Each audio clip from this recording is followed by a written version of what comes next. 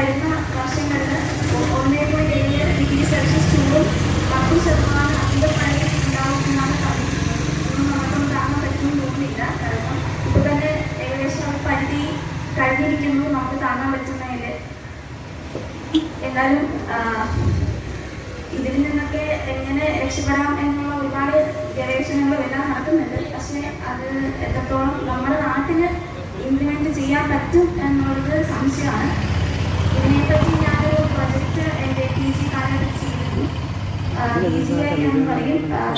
ഹരിതയിടങ്ങളും ജലാശയങ്ങളും സമീപിച്ചുകൊണ്ട് പഴയ രീതിയിൽ നാച്ചുറലായിട്ടുള്ള കുറേ പ്രവർത്തനങ്ങൾ ചെയ്ത്, അതായത് ട്രഡീഷണൽ ആയിട്ടുള്ള ഓടകൾ പോലത്തെ തന്നെ കാര്യങ്ങൾ നാച്ചുറലായിട്ട് ഇംപ്ലിമെന്റ് ചെയ്ത് അതിലൂടെ വെള്ളം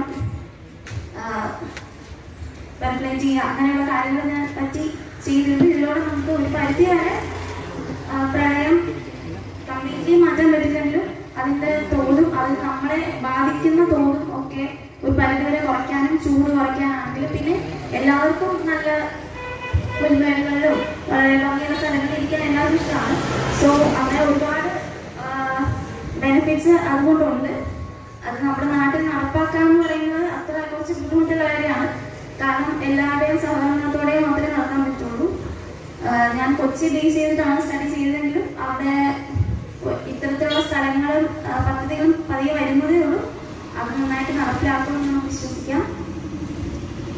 പിന്നെ നമ്മുടെ നാടിൻ്റെ ഏറ്റവും വലിയ പ്രശ്നം വേസ്റ്റ് മാനേജ്മെന്റ് ആണല്ലോ. അത് പലപ്പോഴും പല വിദേശ ആൾക്കാരാണെങ്കിലും നമ്മളെ ഏറ്റവും കൂടുതൽ പരിഹസിക്കുന്നത് വളരെ മോശം സിവിക് സെൻസ് ഉള്ള ആൾക്കാരാണ് എന്നുള്ള രീതിയിലാണ്. അതൊരു വലിയ സത്യം കൂടിയാണ്. അതിനെ മറികടക്കാനായിട്ട് വലിയൊരു റോളുണ്ട്. ഗവൺമെന്റിന്റെ റോളിനേക്കാൾ നമ്മൾ ചെയ്യരുത്. പരിസ്ഥിതിക്ക് നമുക്കും ഒരേപോലെ വിനാശമാണെന്ന് നമ്മൾ തിരിച്ചറിഞ്ഞാലേ ഗവൺമെന്റിന് എന്തെങ്കിലും ചെയ്യാൻ പറ്റുമെന്നതാണ് സത്യം. അങ്ങനെ നമ്മൾ ഈ രീതിയിൽ ചെയ്യും എന്ന് വിശ്വസിക്കുന്നു.